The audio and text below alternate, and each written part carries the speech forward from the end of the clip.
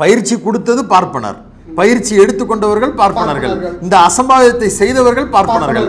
ஆனா பேரு மட்டும் திமுகவை கேவலப்படுத்தணும் அப்படின்றதுதான் அவங்களுடைய நோக்கம். இதே மாதிரி அனைத்து சாதி ஆட்சியர் திட்டத்தை இருட்டடிப்பு செய்ய வேண்டும் என்றுதான். தம்பி, நீங்க யார் எதிர்க்குன்னு தெரியுமா? அவங்க தொழில் அவங்க தான் செய்யணும். இதெல்லாம் கடவுளுக்கு துரோகம் பண்ணுறது, நம்மளால அதெல்லாம் பண்ணக்கூடாது. ராமகோபாலன் சொல்கிறேன். நான் பெரியார் சிலைக்கு மாலை போடுறேன், அர்ச்சகர் உடையோட. மாலை போட்ட உடனே இந்து முன்னணியும் பிஜேபிக்காரன் அங்கே நான் பெரியார் சிலை முன்னாடி என்னை அடித்து தாக்கி, இது யார் பண்ணது? நானும் இந்து தானேங்க. இதோ பறைய வந்துட்டான் பார், இதோ சக்லி வந்துட்டான் பார், இவன்லாம் பொம்பளை பொறிக்கு, இவன்லாம் 9, இவன்லாம் படித்து என்ன தான் கீக்க போகிறான். இவெல்லாம் சாமி கும்பிட்றதுக்கு என்ன அருகதி இருக்குது? இவெல்லாம் உள்ளே வரலாமா? இவெல்லாம் அச்சரெல்லாம் படிக்கலாமா? எங்காவது போய் பொண்ணுங்கள்கிட்ட ஏதாவது படுத்துட்டு வந்துட்டு இங்கே உட்காந்து படிச்சுட்டு இருக்கிறான். இவெல்லாம் எதுக்கு வரான் அப்படின்னு சொல்லி எங்கள் முன்னாடி நிறைய பேர் பேசுகிறான். அச்சர் உங்களையே எல்லாம் எங்கள் மாணவர்கள் எல்லாரும் சாமி தரிசனத்துக்கு போகும்போது எங்களை சொல்கிறாங்க, காஞ்சிபுரத்தில் தேவநாதன் கருவறையில் காமலீலை பண்ணார். அது தீண்டாமல் இல்லையா? ஆகம மீறல் இல்லையா? குழந்தை திருமணம் நடக்குது. நானே குழந்தை திருமணம் தான் பண்ணேன்னு சொல்றாரு. சனாதனத்தினுடைய உச்சம் அது. யார் செஞ்சது? பார்ப்பன அர்ச்சகர்கள்.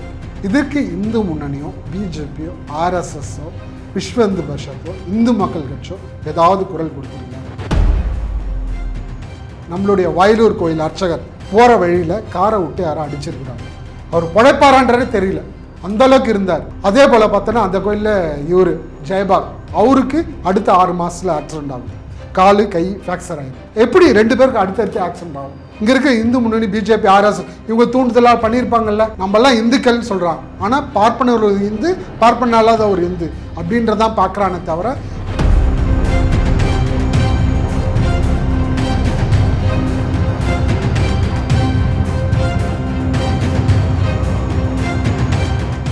பேரலை நேயர்களுக்கு வணக்கம். இன்றைய நமது நேர்காணலில் அனைத்து சாதி அர்ச்சகர் பயிற்சி பெற்ற மாணவர் சங்கத்தினுடைய தலைவர் ரங்கநாதன் அவர்கள் இணைந்திருக்கிறார். சார் வணக்கம். வணக்கம்.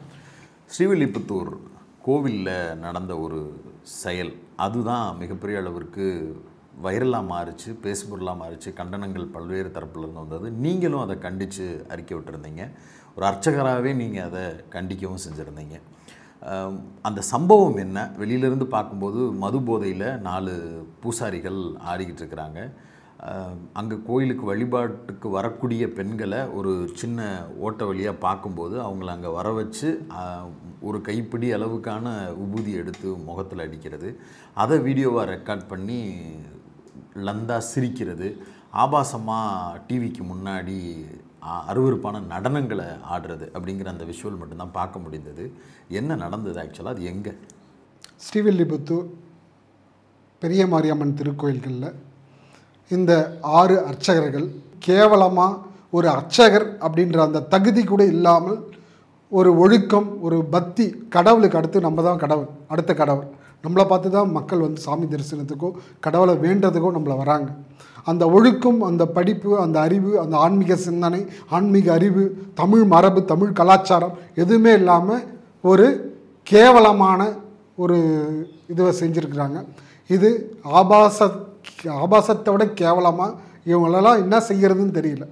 அந்தளவுக்கு கேவலமான ஆட்கள். இதை அர்ச்சகர் பயிற்சி பெற்ற மாணவர் சங்கம் வன்மையாக கண்டிக்கிறது. 1.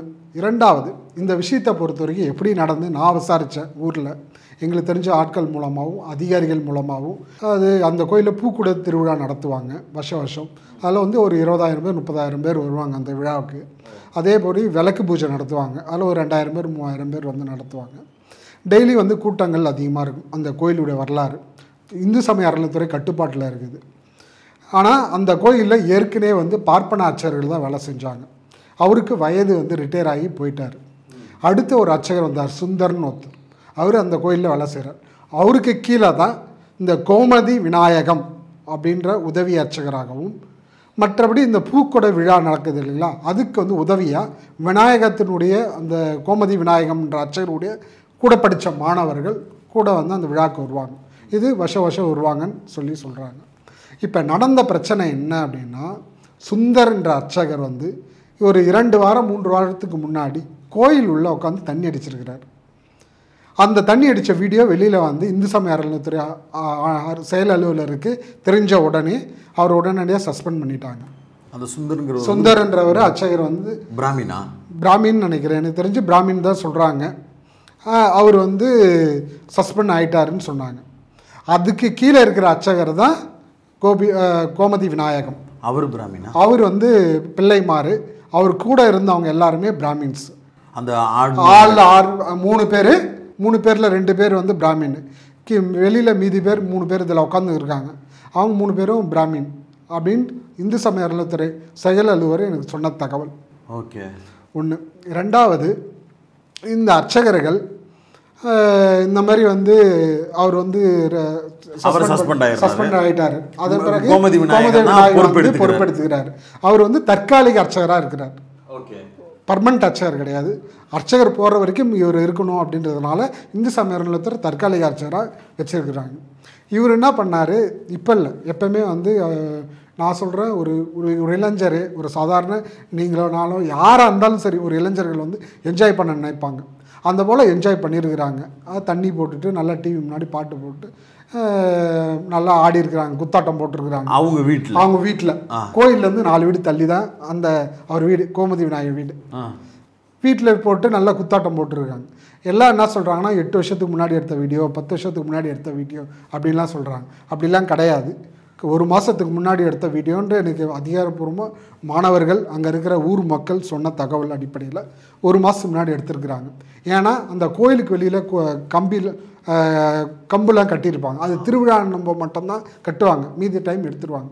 அந்த வீடியோவில் பார்த்தீங்கன்னா 2 வீடியோ இல்லை, ஒன்று வீட்டில் நடந்தது, இன்னொன்று கோயிலில் நடந்தது.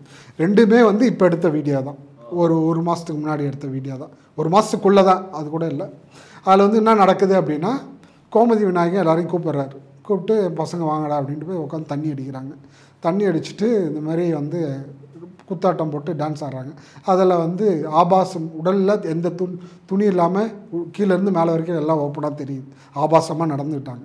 இது அருவருப்பக்காக மக்களுக்கு அதிர்ச்சியாக இருக்குது. ஒரு அர்ச்சகருக்கான தகுதி இப்படி பண்ணுவாங்களா அப்படின்னு ஒரு அதிர்ச்சிகரமாக இருந்து ஊர் மக்களும் அங்கே இருக்கிற ஆட்களும் ரொம்ப அச்சப்பட்டாங்க. இப்படி பண்ணுறாங்களா அர்ச்சகர்கள், இப்படிலாம் இருக்கிறாங்களா அப்படின்னு சொல்லி ஒரு கேவலமாக நினச்சாங்க. இந்த கோயிலில் வந்து கோமதி விநாயகமும் மற்றவங்களும் அங்கே கோயிலில் உட்காந்துக்கிட்டு சரக்கு சாப்பிட்டுட்டு இவங்க வர பெண்கள்கிட்ட கோயிலுடைய எக்ஸாஸ்ட் இருக்கு இல்லைங்களா, ஃபேன், அந்த ஃபேனில் வந்து ஃபேன் ஆஃப் பண்ணிட்டு விபூதி எடுத்து கொட்டிடுவாங்க. சரிங்களா? கொட்டிட்டு வர பெண்களை அது பாருங்கள் மேலே ஏதோ இருக்குது பாருங்கள், எட்டி பாருங்கன்னு சொல்லிவிட்டு இவன் போய் சுவிட்சு போடுறான். வேற ஒருத்தன் இவன் கிட்ட போய் மேலே அடித்தவொன்னே அந்த அம்மா கிட்ட போய் துணி எடுத்து இப்படி காமிக்கிறான் ஆபாசமாக. அது நீங்கள் எல்லா வீடியோவும் பார்த்துருப்பீங்க. இது வந்து டெய்லி நடக்குது. அங்கே இருக்க ஊர் மக்களும் சில பேர் சொன்ன தகவல் அடிப்படையில் ஒரு 2 வாரமாக அப்படி நடக்குது. மக்கள் எல்லாருமா சேர்ந்துக்கிட்டு 4 அடி அடிச்சிருக்கணும். ஆனால் அவங்களுக்கு ஏன் அடிக்கலை, என்னன்னு பிரச்சனைன்னு தெரியல. எனக்கு சொன்ன தகவல் அடிப்படையில் ஒரு 2 வாரமாக நடக்குது. அதான் வீடியோ எடுத்துருக்குறாங்க யாரோ, இல்லை இவங்களே வீடியோ எடுத்து வெளியில் போட்டாங்களா. ஆனால் கலாய்க்கிறாங்க உட்காந்துட்டு, அந்த சிரிப்பு நல்லா தெரியுது. வீடியோ ரெக்கார்ட் பண்ணுறவரே ஃபன் பண்ணி சரி நல்லா ஃபன் பண்ணுறாங்க. இதை வந்து ஸ்ரீதர்ன்றவர் தான் போய் சோஷியல் மீடியாவில் போடுறாப்புல. அவர் அந்த ஸ்பாட்டில் இருந்தவரா? ஸ்பாட்டில் இருந்து எடுத்துருக்கிறாரு. அப்போ எப்படி வீடியோ கிடச்சிருக்கும்? இப்போ வீடியோ வந்து போடுறாருன்னா அப்போ அவரும் கூட தானே இருந்துருக்கிறாரு. அப்புறம் அவரும் பிராமண அர்ச்சகர் தானே அவரும். அப்போ அவர் போய் இதுவில் சோஷியல் மீடியாவில் போடுறாரு.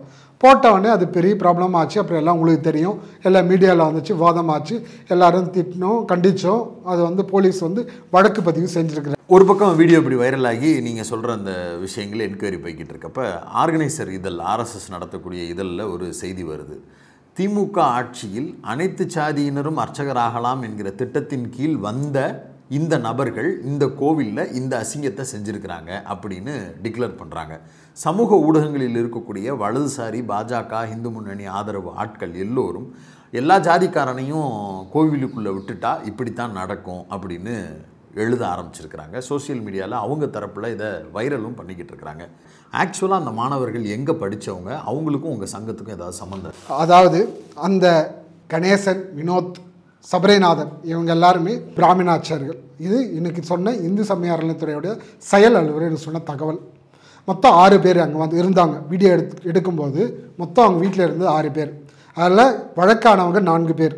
சபரிநாதன், கோமதி விநாயகம், கணேசன், வினோத் இவங்க தான் இதுவாக இருக்கிறாங்க. இவங்க பிள்ளையார்பட்டி பிச்சைக்குருக்களுடைய பாடசாலையில் படித்ததாக சொல்கிறாங்க. பிச்சைக்குருக்குல்னா பிராமின். அவர் தான் தலைமை பிராமண ஆச்சாரியர்களுக்கே அவர் தான் சங்க தலைவர்னு சொல்கிறாங்க. அவர்கிட்ட படித்ததாக சொல்கிறாங்க. எனக்கு அதிகாரப்பூர்வமான தகவல் இல்லை, எனக்கு சொன்ன தகவலை தான் நான் சொல்கிறேன். இது உண்மையாக இருந்தால் இது உண்மையாக கண்டிக்கத்தக்கது. இது அந்த பள்ளிக்கும் அந்த பிச்சைக்குருவுக்கும் மிகப்பெரிய அவமானம் ஏற்படும். எவ்வளோ பெரிய அவமானம்! இப்படி ஒரு அர்ச்சகர் உங்கள் ஸ்கூலில் படிச்சிருக்கிறாங்க அப்படின்னு ஒரு அவமானம் வரும்ல. இப்போ எழுதணும்ல ஆர்எஸ்எஸ் பத்திரிகையில் இப்போ ஆர்கனைஸ் பத்திரிகை இருக்குது. அப்புறம் தாமரை பத்திரிகை ஒன்று வச்சுருக்காங்க, சேனல் வச்சுருக்கிறாங்க. அப்புறம் இந்து முன்னணி நிறைய பத்திரிகை வச்சுருக்கிறாங்க, ஆர்எஸ்எஸ் நிறைய பத்திரிகை வச்சுருக்காங்க, பிஜேபி நிறைய பத்திரிகை வச்சுருக்காங்க, விஸ்வ இந்து பரிஷத் நிறைய பத்திரிகை வச்சுருக்கிறாங்க. அந்த பட்சத்தில் எழுதலாமே இந்த மாதிரின்ட்டு ஏன் எழுதலை? அப்போ இதை மடைமாற்ற வேண்டும் என்பதற்காக இங்கே இருக்கிற சங்கிகள், சங்க பரிவாரர்கள் சொல்கிறத விட சனாதன மனு தர்மத்தை கடைபிடிக்கும் இந்து முன்னணி, பிஜேபி, ஆர்எஸ்எஸ், விஸ்வ இந்து பரிஷத், இந்து மக்கள் கட்சி, இவங்க சமூக வலைதளங்களில் பெரிய தலைவர்கள் பேசணும்னு வச்சுக்கோங்க. இப்போ நீ நயனா நாகேந்திரனோ, அண்ணாமலையோ, இல்லை நாராயண திருப்பதியோ, இல்லைன்னா எச் ராஜாவோ, தமிழிசை அக்காவோ, இவங்களாம் பேசுகிறாங்கன்னு வச்சுங்களேன், அவங்க மாட்டிக்குவாங்க. ஏன்னா உண்மை தெரிஞ்சிச்சுன்னா தப்பாயிடும்ல, அதனால் மாட்டிக்குவாங்கன்றதுனால கீழே இருக்கிற ஆட்களை வச்சு பிரச்சாரம் பண்ணுறாங்க. இந்த மாதிரி மடைமாற்றி இந்த பார்ப்பட இல்லாத மாணவர்கள் வந்தால் இந்த மாதிரிலாம் நடக்கும், இவங்கெல்லாம் தீட்டு போட்டுருவோம். ஆனால் சம்பவத்தை செய்திருக்கக்கூடிய நபர்களில் பெரும்பாலான பிராமணர்கள் தான். ஆனால் நம்மளை மடைமாட்டது பார்ப்பன இல்லாதவர்கள் தான். பார்ப்பன இல்லாதவங்களும் தீட்டு போட்டுரும். அவன் மாமிசம் அப்புறம் அவன் பெண்களோட இருக்கிறான், அவன் தகுதி கிடையாது, திறமை கிடையாதுன்னு சொல்லி நம்மளை ஒதுக்கணும் அப்படின்ற மடைமாற்றம் பிரச்சனை தான் இன்னைக்கு பிஜேபி, ஆர்எஸ்எஸ், இந்து முன்னணியும் வரிசை கட்டிக்கிட்டு இன்னைக்கு சமூக வலைதளங்களில் கேவலமாக நம்ம திராவிடியா அப்படின்னு பேசுகிறோம். திராவிடிய அர்ச்சகர்கள், திராவிடத்துக்கு 200 300 அப்படின்னு பேசுகிறான். நீலாம் போய் யாரோட கூட்டி கொடு, நீ எதுக்கடா இங்கெல்லாம் இந்த மாதிரி அவமானத்தை பண்ணுற, போய் அவர்கிட்ட படுக்க வேண்டியதானே, எங்கே பண்ணுற, பார்ப்பன இல்லாத அர்ச்சகர் திராவிட இயக்கத்தை கொச்சைப்படுத்துகிற மாதிரி பேசியிருக்கிறான். இன்றைக்கி நம்ம எவ்வளோ பெரிய எதிர்ப்பு தெரிவிக்கணும். திராவிட இயக்கங்களும் நம்மளுடைய முற்போக்கு இயக்கங்களும் ஆன்மீக நண்பர்களும் எவ்வளோ பெரிய எதிர்ப்பை நம்ம காட்ட வேண்டும். ஏன் அமைதியாக இருக்கிறோம்? நம்மளை எவ்வளோ கீழத்தரமாக நம்மளை பார்ப்பன இல்லாதவர்கள் எவ்வளோ கேவலமானவர்கள் சொல்லி நம்மளை அசிங்கப்படுத்துகிறான், கேவலப்படுத்துகிறான், நம்மளை சுயமர தன்மானம் இல்லைன்னு சொல்கிறான். அது வெக்கம் இல்லை, சூடு சொரணம் இல்லை. நம்மளுக்கு நம்ம கேள்வி கேட்கணுமா இல்லையா? இல்லை, செஞ்சது இப்படியான ஆட்களாக இருந்தால் கூட இவன் சொல்கிறதுல ஒரு லாஜிக் இருக்குன்னு போகலாம். பண்ணது பூரா அவனுங்க, ஆனால் பேருக்கு மட்டும் நம்ம பார்ப்பன இல்லாத அர்ச்சகர்கள், தமிழ்நாடு படித்த அர்ச்சகர்கள் சொல்லி கேவலப்படுத்துகிறான். பயிற்சி கொடுத்தது பார்ப்பனர், பயிற்சி எடுத்துக்கொண்டவர்கள் பார்ப்பனர்கள், இந்த அசம்பாவிதத்தை செய்தவர்கள் பார்ப்பனர்கள். ஆனா பேரு மட்டும் அனைத்து திமுகவை கேவலப்படுத்தணும் அப்படின்றதுதான் அவங்களுடைய நோக்கம். அதே மாதிரி அனைத்து சாதி அர்ச்சகர் திட்டத்தை சீரழிக்கணும். ஏன்னா இந்த திட்டத்தை முழுமையாக இருட்டடிப்பு செய்ய வேண்டும் என்றுதான் அவங்களுடைய நோக்கம். அவங்க இந்தியா முழுவதும் பிஜேபியுடைய பிரதமர் மோடி அவர்களும் அமித்ஷா அவர்களும் இங்கே இருக்கிற தமிழிசையோ, எச் ராஜாவோ, இல்லைன்னா நயனாரோ, அண்ணாமலையோ, இங்கே இருக்க இந்து முன்னணியோ எல்லாருமே இந்தியா முழுவதுமே இந்த திட்டத்தை கொண்டு வரக்கூடாதுன்னு சொல்லி பல எதிர்ப்புகள் போடுறாங்க. நீதிமன்றத்தில், உச்ச நீதிமன்றத்தில், உயர் நீதிமன்றத்தில் நூற்றுக்கணக்கான வழக்கு போட்டிருக்கிறாங்க. இந்துக்கள் தானே இவங்க. அப்போ இந்த திட்டத்தை வரக்கூடாதுன்னு சொல்லுதான் இவ்வளோ முடைமாற்றம். இல்லை, இப்போ அதில் சம்மந்தப்பட்ட நபர்கள் 2 பேர் விளக்கம் கொடுப்பது போல ஒரு வீடியோ வேறு வெளியிட்டு இருக்கிறாங்கல்ல, அவங்க என்ன பேக்ரவுண்டு? அவங்க பார்ப்பாங்க தான். அந்த 3 பேர் டான்ஸ் ஆனாங்கல்ல, அதில் கணேசன், வினோத், இவங்க 2 பேர் தான். அவங்க இந்து சமய அறநிலையத்துறை செயல் அலுவலர் சொன்னாங்க. இவங்க எல்லாமே பிராமின் தான் சொல்லியிருக்கிறாங்க. அவங்க பிராமணர்கள் தான். அப்போ முழுக்க இந்த வீடியோ வெளியிட்டு இருக்காங்க இல்லையா, இது கொஞ்சமாவது கூச்ச நானும் இல்லையா? அவன் வீடியோ பேசுறது கேட்டிங்களா? யாரோ சொல்லி கொடுத்து எழுதி கொடுத்து இதை மாதிரி பேசு, இப்படி பேசு அப்படின்னு அவன் ஒன்றுத்தையும் கண்ணில் பாருங்கள், அவங்க சொல்கிறத ஒன்று பார்த்து சொல்கிறான். இன்னொருத்தர் பழி வாங்குறதுக்காக இந்த வீடியோ வெளியிட்டாருங்களே, அது யார்? ஏற்கனவே ஒரு அது வேற ஒருத்தன், அது வேற ஒரு ஆள் வெளியிட்டிருக்கிறாப்புல. அவன் சபரின்றவன், அவன் வெளியிட்டிருக்கிறான். இதேமாரி உள்ள ஒரு பிரச்சனை 100 பிரச்சனையாக போயிருக்குது. அந்த வீடியோ வெளியிட்டதுனால 4-5 பிரச்சனையாக போயிருக்குது. ஒருத்தன் வீடியோ வெளியிட்டான், இன்னொருத்தன் அந்த வீடியோ வச்சு என்னை தப்பாக வெளியிட்டான்னு ஒருத்தன் வழக்கு போடுறான். இன்னொருத்தன் அவனுக்குள்ளே அடிச்சுக்கிட்டான்னு சொல்லி இன்னொருத்தன் வழக்கு போட்டு அப்புறம் வெளியில் ஒரு அட்வொகேட் வந்து எல்லாரும் மேலே வழக்கு போடுறான் அப்படின்னு ஒரு வழக்கு போடுறான். அப்போ எத்தனை வழக்கு வருது பாருங்கள். அப்போ இது வந்து வெளியிட்டவன் இந்த மாதிரி வந்து நான் வந்து தப்பு செஞ்சுட்டேன், இதை மன்னிச்சிடுங்க, இந்த மாதிரி நான் கேவலமாக நடந்துக்கிட்டேன் அப்படின்லாம் அவன் சொல்லலை. மன வருந்துலாம் சொல்லலை. பயத்தினால எதாவது பண்ணிவிடுவாங்களோ எதாவது செஞ்சுடுவாங்களோ அப்படின்ற மிரட்டுனால நான் வந்து மன்னிப்பு கேட்குறேன் அப்படின்னு சொல்லி கன்னியாகுமரி எஸ்பி ஆஃபீஸ்க்கும் விருதுநகர் எஸ்பி ஆஃபீஸ்க்கும் அவன் போய் கம்ப்ளைண்ட் கொடுத்துருக்குறான். கொஞ்சமாவது உனக்கு அறிவு இருக்குதா? நீ அர்ச்சகர் தானே, ஒரு அர்ச்சகருக்கான தகுதியான நீ இருந்தியா? இவனெல்லாம் நீங்கள் பேசக்கூடாதுங்க. காவல்துறை வச்சு நீங்கள் பாத்ரூமில் வழக்கி இருந்தான்னு சொன்னானே அந்த மாதிரி இவங்கெல்லாம் வந்து அதை விட கொடூரமாக பண்ணணுங்க. யாராக இருந்தாலும் சரி, பார்ப்பனாலும் சரி பார்ப்பன இருந்தாலும் சரி, யார் தப்பு செஞ்சாலும் நடவடிக்கை எடுக்கணுங்க. அதுதாங்க காவல்துறை. ஏற்றத்தாழ்வு பார்க்கக்கூடாதுங்க. பார்ப்பனர் ஒரு நீதி, பார்ப்பன அல்லாத ஒரு நீதி, அப்படி எதுவுமே பார்க்கக்கூடாது. அப்போது இது முழுக்க முழுக்க கேவலமாக நடந்திருக்கிறாங்க. இன்னும் ஒரு விஷயம், இன்றைக்கி சங்க பரிவார அமைப்புகள் தொடர்ச்சியாக பல பிரச்சனைகள் பண்ணுறாங்க. ஏன் பண்ணுறாங்க அப்படின்னா, நாங்கள் முருகன் மாநாடு மதுரையில் நீங்கள் அதை பார்த்தீங்க, அதை வந்து மாநாடு நடத்த போகிறோன்னு அறிவித்தாங்க, போனாங்க எல்லாமே. முருகன் மாநாடு எதுக்கு நாங்கள் ஃபஸ்ட்டு கேட்டோம். முருகன் மாநாட்டுக்கு கந்த சஷ்டிக்காக போராடுறீங்க, காவடி எடுத்து போராடுறீங்க, வேலு யாத்திரை போராடுறீங்க, ராமர் கோயிலுக்காக தொடர்ச்சியாக வாங்க ராமர் பாதுகாப்புன்னு சொல்லி போராடலான்னு கூப்பிட்றீங்க. அதே மாதிரி எல்லா பூரி ஜெகநாதருக்கு போராடுறீங்க. ஏன் அனைத்து சாதி அர்ச்சகருக்காக ஏன் மாநாடு நடத்தலை? ஏன் போராடல? அனைத்து மதத்தினர் சொல்லல, ஜாதி தானே, அப்ப இந்து தானே, இந்து தானே நானு, அப்ப எனக்காக மாநாடு நடத்தலாம்ல அப்படின்னு நான் ஃபர்ஸ்ட் கேட்குறேன். எப்போ மாநாட்டுக்கு முன்னாடி கேட்குறேன். யார்கிட்ட கேட்குறீங்க? பொதுவெளியில் ப்ரெஸ் ரிலீஸ் போட்டு எல்லா பிஜேபி தலைவர் வாட்ஸ்அப்பில் ஃபேஸ்புக்கில் எல்லாருக்கும் அனுப்புகிறேன், சோஷியல் மீடியாவில் வெளியில் கொண்டு வரேன். அப்போ எந்த கருத்தும் வெளியில் வரல. இது இப்போ இல்லை, அவங்க நான் இன்னொரு விஷயம் சொல்கிறேன். இந்து முன்னணி, பிஜேபி, ஆர்எஸ்எஸ், விஸ்வ இந்து பரிஷத், இந்து மக்கள் கட்சி, இவங்க அனைத்து சாதி திட்டத்துக்கு எதிரானவர்கள். இவங்க இந்த திட்டத்தை குழி தோண்டி புதைக்க வேண்டும் என்பது அவங்களுக்கு ஆணித்தனமான வேலைகள் செய்கிறார்கள். இன்று இல்லை, 2006 இன்றைக்கி வரைக்கும் அந்த வேலையில் தான் செய்கிறாங்க. அது ரெண்டாவது கருத்து. நான் படிச்சிருக்கிறேன், நான் தகுதியோடு இருக்கிறேன், எனக்காக நீ ஏன் போராடலை, ஏன் மாநாடு நடத்தலை நான் கேள்வி கேட்குறேன். அப்போ நீங்கள் வந்து எதாவது சொல்லணுமல்ல. அப்போ சமூக வலைதளங்களில் பேசுகிறாங்க, அன்னை தமிழில் அர்ச்சனை பண்ண வேண்டியதானே, சுப்பிரமணியன்ற பேரை முருகனாக மாற்ற வேண்டியதானே, அறுபடை வீடு திருக்கோயில்கள்லாம் அனைத்து சாதி அர்ச்சகருக்காக போராட வேண்டியதானே என்ற கோரிக்கையெல்லாம் வச்சு நான் பேசுகிறேன். எந்த இதுவும் வரல. அதுக்கப்புறம் வந்து மாநாட்டுக்கான வேலைகள் நடக்குது. அப்போ அறுபடை வீடு முருகன் மாதிரி வீடு அதை வந்து கோயிலை வந்து வழிபாட்டு வைக்கணும் அப்படின்னு சொல்லி வழக்கு போடுறாங்க. நான் வந்து நீதிமன்றத்தில் நம்மளுடைய மக்கள் உரிமை பாதுகாப்பினுடைய வழக்கறிஞர் மாநில ஒருங்கிணைப்பாளர் வாஞ்சிநாதன் மற்றும் லஜபதி ராய் மூத்த வழக்கறிஞர் அவர் மூலமாக மதுரை உயர்நீதிமன்றத்தில் அங்கே வழக்கு தாக்கல் செய்கிறோம்.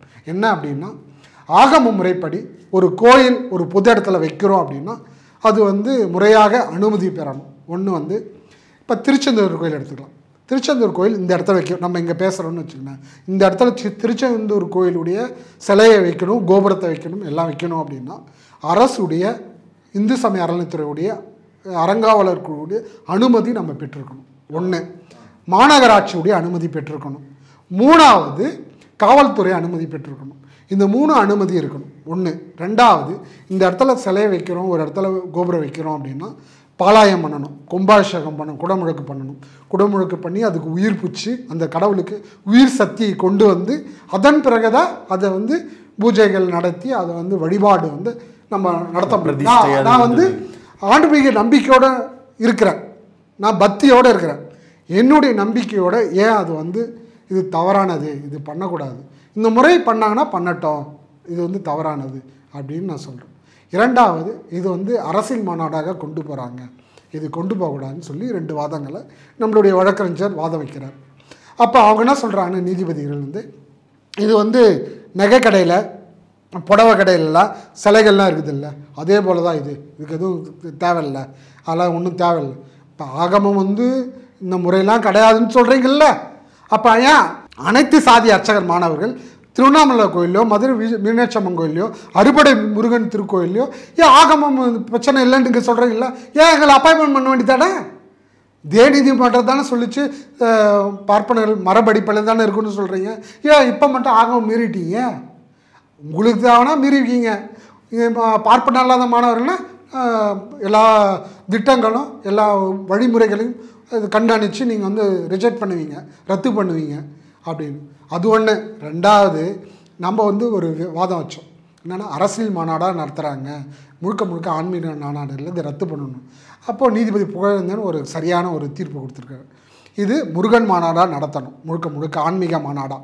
அது அரசியல் மாநாடாக நடத்துனீங்க அப்படின்னா அதை ரத்து செய்யலாம் அப்படின்னு சொல்லி காவல்துறைக்கு அனுமதி கொடுத்துருக்கு.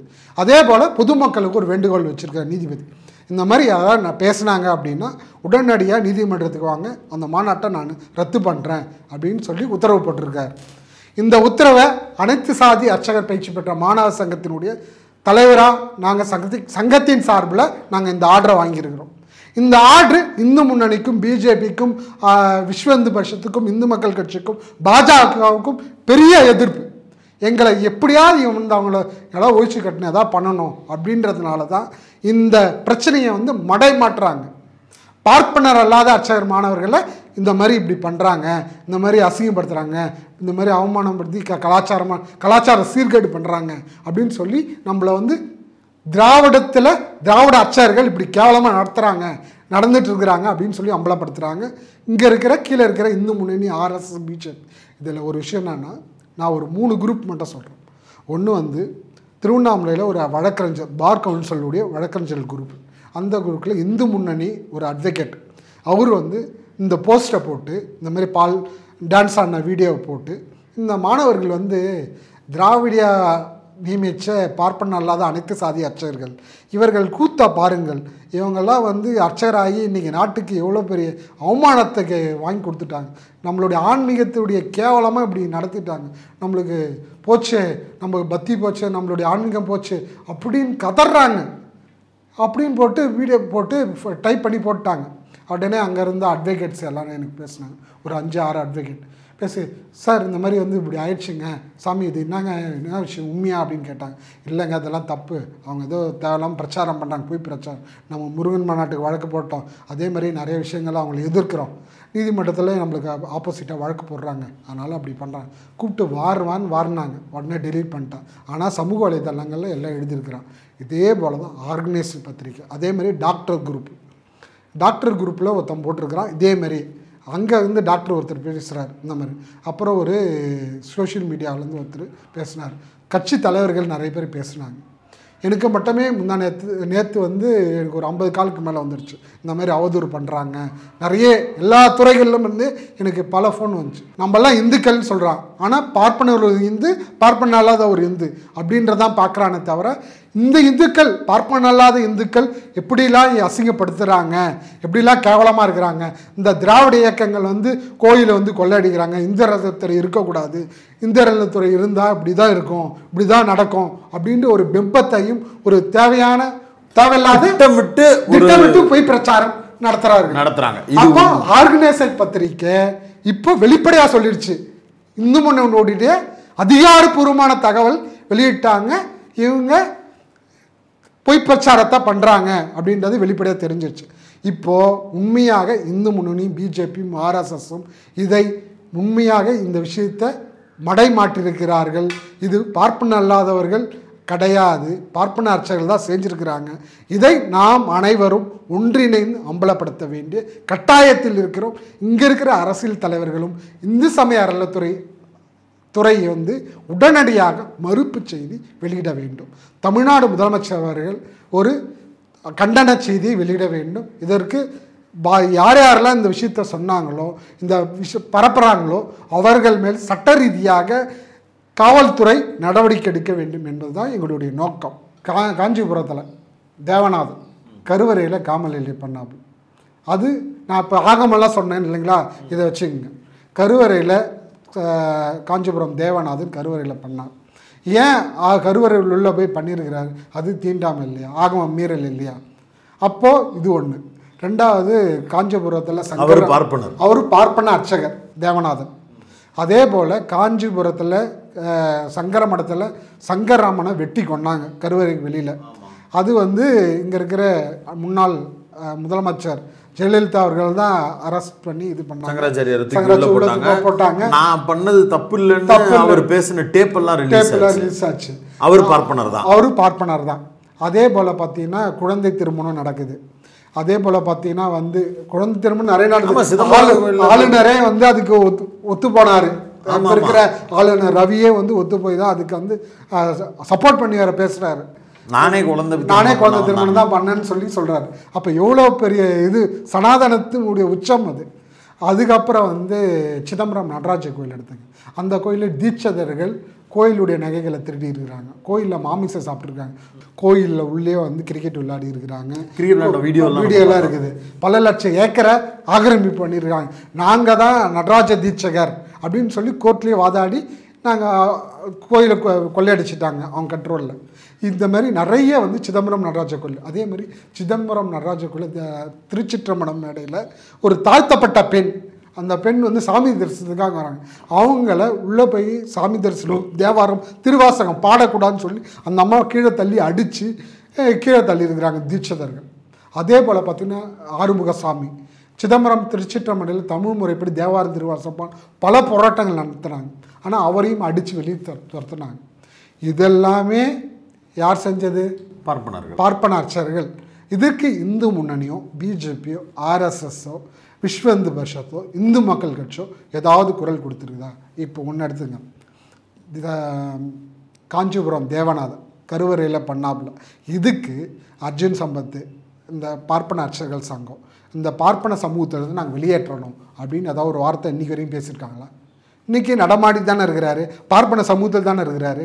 காஞ்சிபுரம் சங்கராச்சாரியார் வந்து சங்கரராமனை வெட்டி கொட்டினார்ல, அன்றைக்கி நூற்றுக்கணக்கான பெண்கள் டி நகரில் உமா மாமி போல் நூற்றுக்கணக்கான பெண்கள் டி நகரில் வந்து போராட்டம் பண்ணுறீங்க. இதெல்லாம் எவ்வளோ பெரிய அட்டுழியம். ஒரு இந்து மதத்தில் கேவலமாக நடத்தியிருக்கிறார். இதுக்கு ஆதரவாக போராட்டம் நடத்தியிருக்கிறாங்க.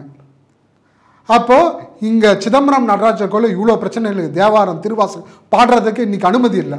ஏன் இந்து முன்னணியுடைய இவர் காடேஸ்வரனோ இல்லைனா வந்து மேலே இருக்கிற இதுக்கு மேலே தலைமையில் இருக்கிறவங்களோ ஏன் பேச மாட்டுறாங்க?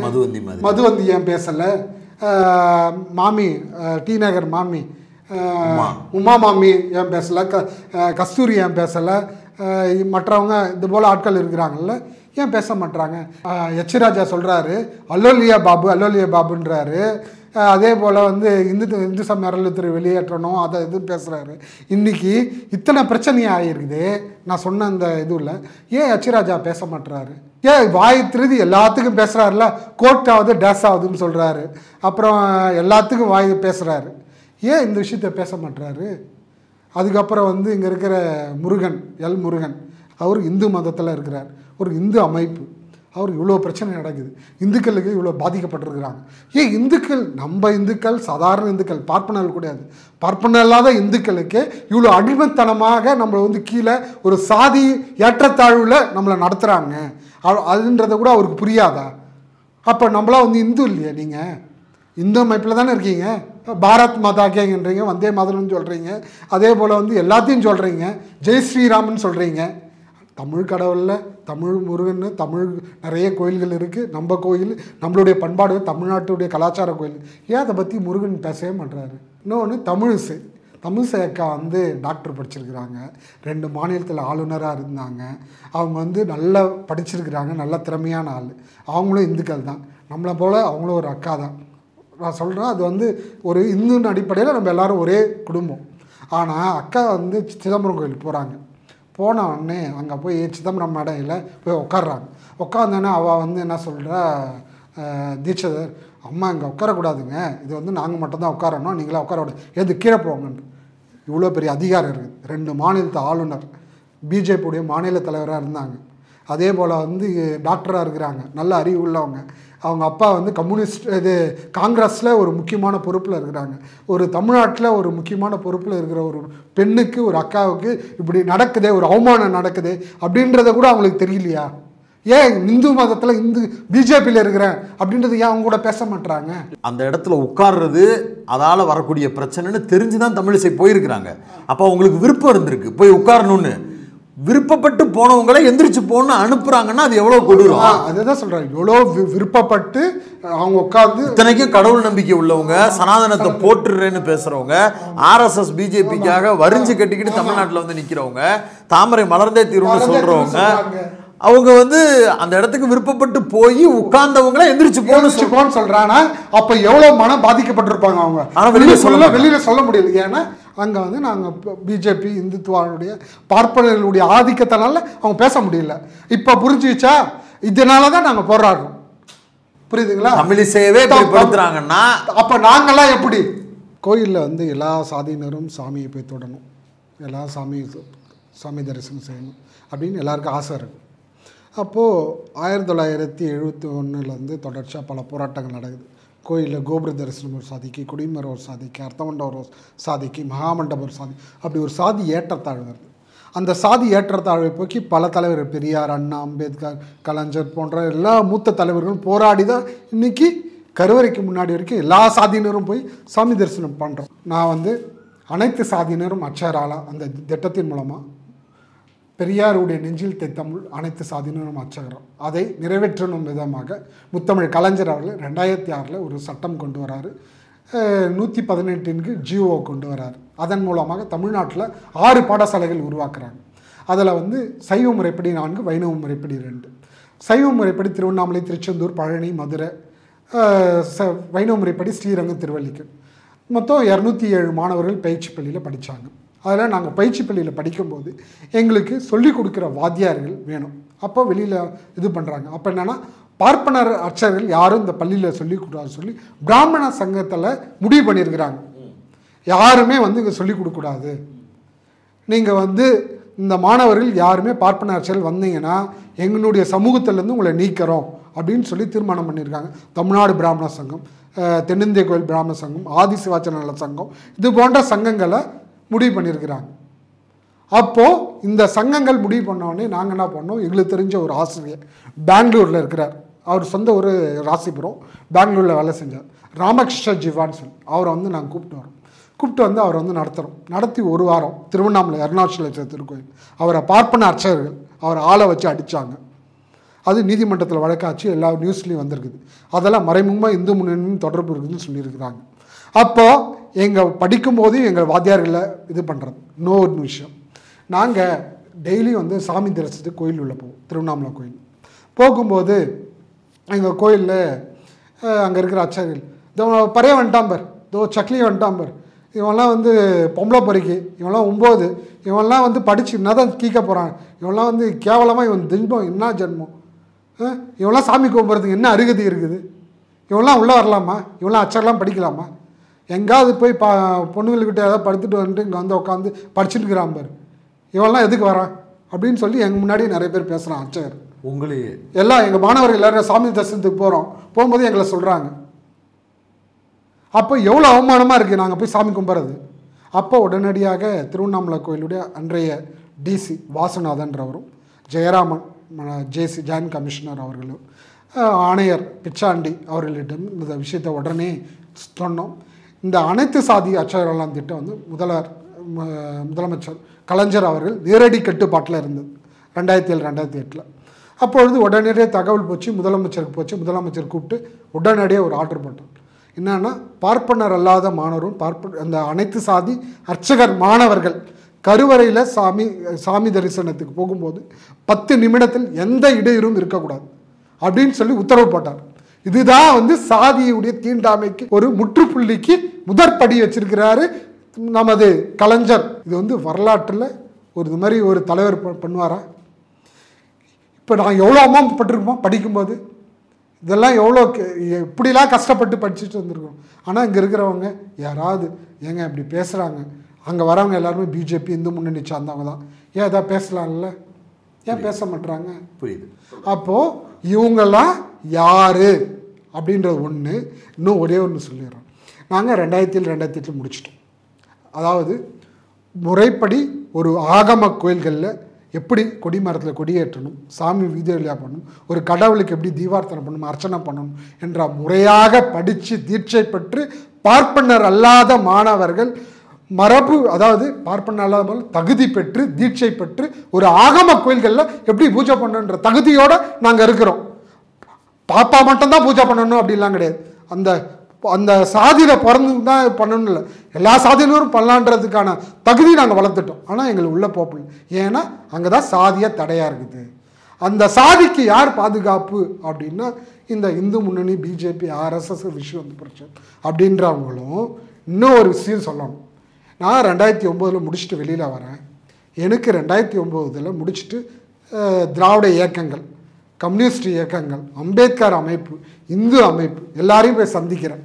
சந்திக்கும்போது நான் இவரை ராமகோபாலனை சந்திக்கிறேன், இந்து முன்னணி.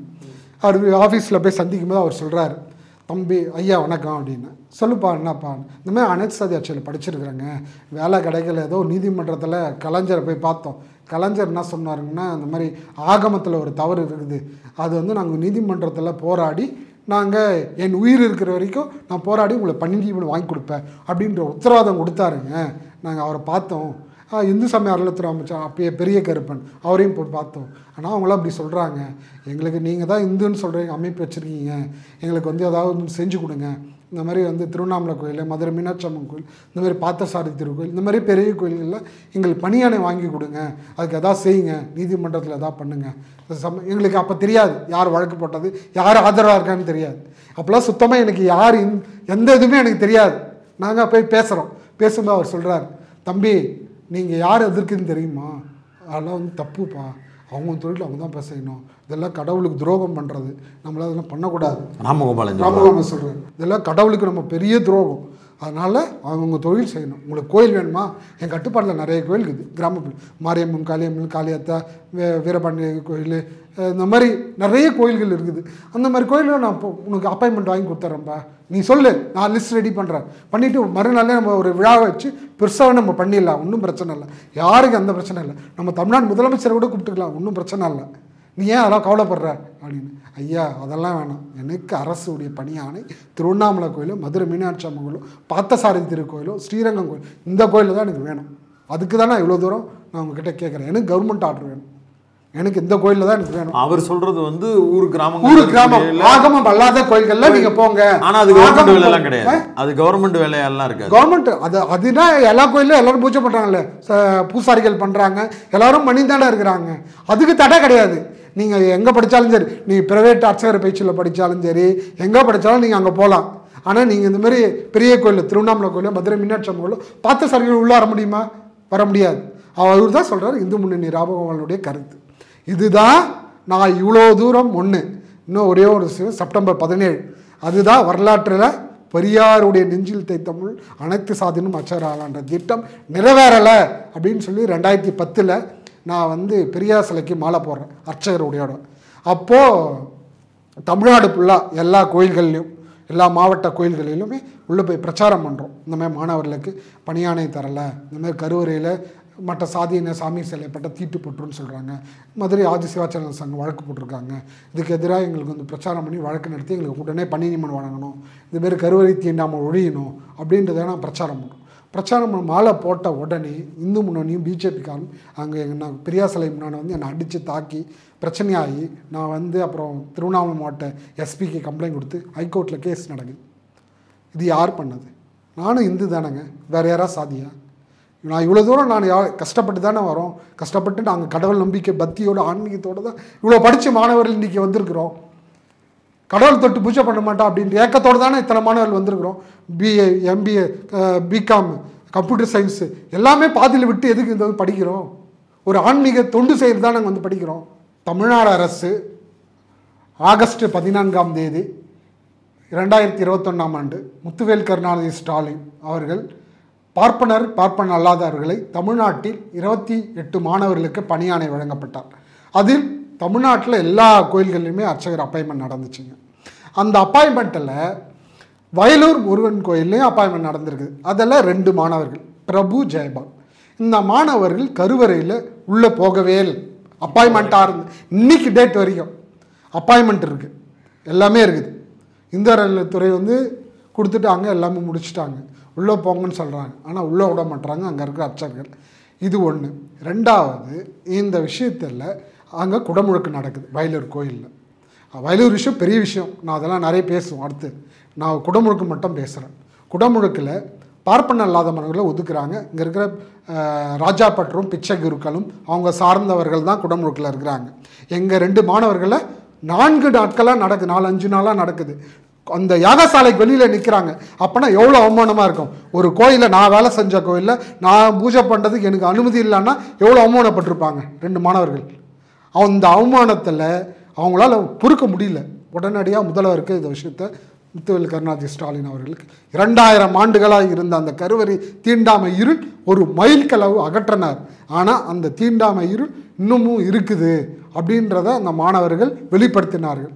உடனடியாக முதலமைச்சர் நடவடிக்கை எடுத்து, அமைச்சர் பேசி அதை பிரச்சனையாக்கி அதை ஓரளவுக்கு ஏற்றினாங்க, மேலே ஏறி. ஆனாலும் முழுமையாக அங்கே நடக்கலை. ஏன்னா அந்தளவுக்கு அங்கே பார்ப்பனர்கள் எதிர்ப்பு இருந்தது. அந்த மாணவர்களுக்கு ஏகப்பட்ட பிரச்சனைகள் இருந்தது. அதை தனிப்பட்ட முறையில் சொல்கிறோம், அடுத்த பிரச்சனையில் சொல்கிறோம். இன்றைக்கி நயனா நாகேந்திரன், பிஜேபியுடைய தலைவர்கள், அண்ணாமலையோ இல்லைன்னா நயனா நாகேந்திரனோ ஏன் அந்த பிரச்சனையை பற்றி ஏன் பேசலை? ஏன் அதுக்காக குரல் கொடுக்கல? ஏன் போராடலை? ஏன் இந்து முன்னணி வரலை? இந்துன்னு சொல்கிற எந்த இந்துக்களுக்காக அமைப்பு வச்சுருக்கீங்க? ஏன் வயலூர் பிரச்சனைக்கு வரல? இன்றைக்கி 24 பேர் அப்பாயின்மெண்ட், 28 பேர் அப்பாயின்மெண்ட் பண்ணியிருக்கிறாங்க. எல்லா கோயிலுமே மாணவர்களுக்கு பிரச்சனையாக இருக்குது. கோயில் உள்ளே போகக்கூடாது, நீங்கள் தாழ்த்தப்பட்டவங்க, இந்தந்த கோயிலில் இவங்க தான் பூஜை பண்ணணும் அப்படின்லாம் சொல்லி மாணவர்களுக்கு இங்கே இருக்கிற பிஜேபி சார்ந்தவங்களும் இந்து முன்னணி சார்ந்தவங்களும் பிரச்சனை பண்ணாங்க. குறிப்பாக ஒரே ஒரு கோயில் மட்டும் சொல்கிறேன், தேனி உத்தமபாளையம் கோயிலில் நம்மளுடைய பார்ப்பன அல்லாத மாணவர் தான், அது ஆகம கோயில், அந்த கோயிலில் தான் அப்பாயின்மெண்ட் பண்ணுறாங்க. அந்த கோயிலில் இந்த மாணவர் வரக்கூடாதுன்னு சொல்லி பிஜேபிக்காரரும் இந்து முன்னணிக்காரரும் ஒரு 50 பேர் போய் அந்த மாணவனை போய் மிரட்டுறாங்க. நீ எப்போ அந்த வேலைக்கு வந்த, வேலையை விட்டு போடா, இல்லை வேறு வேலைக்கு போடா, நீ நான் உயிரோடு இருக்க மாட்டேன் அப்படின்னு சொல்லி மிரட்டுறாங்க. அப்போது இதை உடனடியாக நான் தேனி கலெக்டருக்கும் முதலமைச்சருக்கும் இந்து சமய அறநிலையத்துறை அமைச்சருக்கும் உடனே தகவல் சொல்லி, உடனே அங்கே போலீஸ் போய் கலெக்டர் போய் அந்த பிரச்சனையை உடனே தீர்த்து, உடனே இல்லைன்னா அரெஸ்ட் பண்ணிடுவேன்னு சொல்லி பிரச்சனையாக்குனாங்க.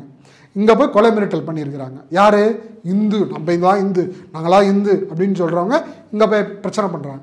திருச்சி நாகநாதசாமி திருக்கோயில், அந்த கோயில் பார்ப்பன அல்லாத கோயில், பார்ப்பன அல்லாத மாணவர், பார்ப்பன அல்லாத அர்ச்சகர், நம்மளுடைய மாணவர் ஆகம முறைப்படி வரலாற்றில் 2000 ஆண்டுகளாக பார்ப்பன அல்லாத மாணவர்கள் முதல் தடையாக அங்கே தான் கொடியேற்றி பெரிய திருவிழாவே நடத்திருக்கிறாப்புல.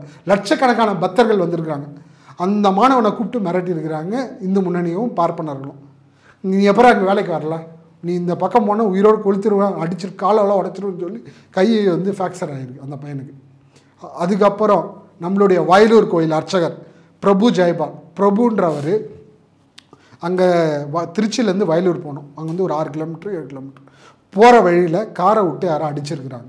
மண்டையில் பிளட்டு கிளாட் ஆகி, மண்டையில் இதுவாகிடுச்சு, அடிபட்டு பிளட்டு கட்டாகி சீரியஸ் ஆகி ரொம்ப போயிட்டார். அவர் பிழைப்பாரான்றதே தெரியல, அந்தளவுக்கு இருந்தார். அதே போல் பார்த்தோன்னா அந்த கோயிலில் இவர் ஜெயபால், அவருக்கு அடுத்த 6 மாதத்தில் ஆக்சிடெண்ட் ஆகுது, காலு கை ஃப்ராக்சர் ஆகிருக்கு. எப்படி 2 பேருக்கு அடுத்தடுத்து ஆக்சிடெண்ட் ஆகும்? அது சந்தேகப்பட தோணாது? அப்போ இவ்வளோ எதிர்ப்பு இருக்குதே வயலூர் கோயிலில், இங்கே இருக்க இந்து முன்னணி பிஜேபி ஆர்எஸ் இவங்க தூண்டுதலாக பண்ணியிருப்பாங்கல்ல, அப்படி தோணுது இல்லை எங்களுக்கு? ஒரு நீண்ட உரையாடல், பல்வேறு விஷயங்கள் குறித்து பேரலை நேயர்களோடு உரையாடி இருக்கிறீங்க. உங்களுடைய கருத்துக்கும் உங்கள் நேரத்துக்கும் நன்றி. நன்றி தோழர்.